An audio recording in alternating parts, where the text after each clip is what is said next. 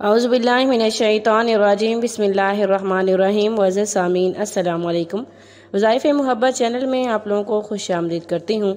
معزز سامعین، آج جو میں عمل لے کے آئی ہوں یہ عمل پیار محبت الفت پیدا کرنے کا سب سے مجرب ترین عمل ہے۔ یہ عمل بہت ہی بار کا آزمودہ ہے۔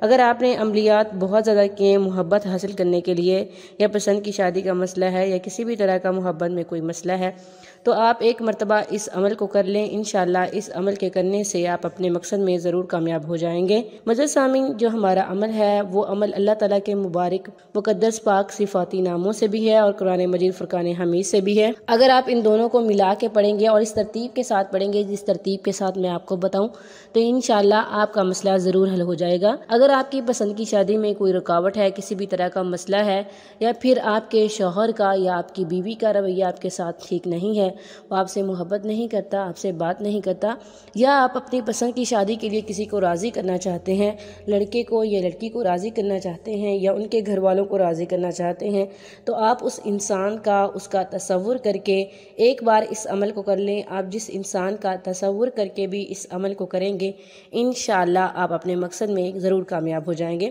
عمل کو آپ نے صرف نیک مقصد کے لیے کرنا ہے، جائز مقصد کے لیے کرنا ہے، نیک نیتی کے ساتھ کرنا ہے۔ اگر آپ کے ذہن میں کوئی غلط فہمی ہے، کوئی فطور ہے، تو آپ اس عمل کو نہ کریں، کیونکہ اس کا الٹا اثر ہوگا اور جس کی وجہ سے آپ مزید مشکل میں پھنس جائیں گے۔ اس لیے صرف جائز مقصد کے لیے کیجیے گا۔ عمل بہت مجرب ترین ہے۔ معزز سامعین، جس دن آپ نے اس عمل کو کرنا ہے اس دن آپ نے ایک تسبیح درود شریف کی لازمی پڑھنی ہے۔ صرف 3 دن اس عمل کو دہرائیے گا۔ انشاءاللہ 3 دن کے عمل سے آپ کا کام ضرور ہو جائے گا۔ یقین کامل کے ساتھ کیجیے گا، اللہ تعالیٰ پر مکمل بھروسے کے ساتھ کریں تو آپ اپنے مقصد میں کامیاب ہو جائیں گے۔ آپ نے یہ عمل نماز عشاء کے بعد کرنا ہے جب سارے سو چکے ہیں، اور ان 3 دنوں میں آپ نے نماز کی پابندی لازمی کرنی ہے، نماز کسی صورت نہیں چھوڑنی، اور استغفار کو اپنی زبان پر جاری رکھیں، اور ایک تسبیح دن میں ایک تسبیح درود شریف کی لازمی پڑھنی ہے۔ سب سے پہلے آپ نے 3 مرتبہ درود شریف پڑھنا ہے۔ 3 مرتبہ درود شریف پڑھنے کے بعد آپ نے سورہ کوثر پڑھنی ہے۔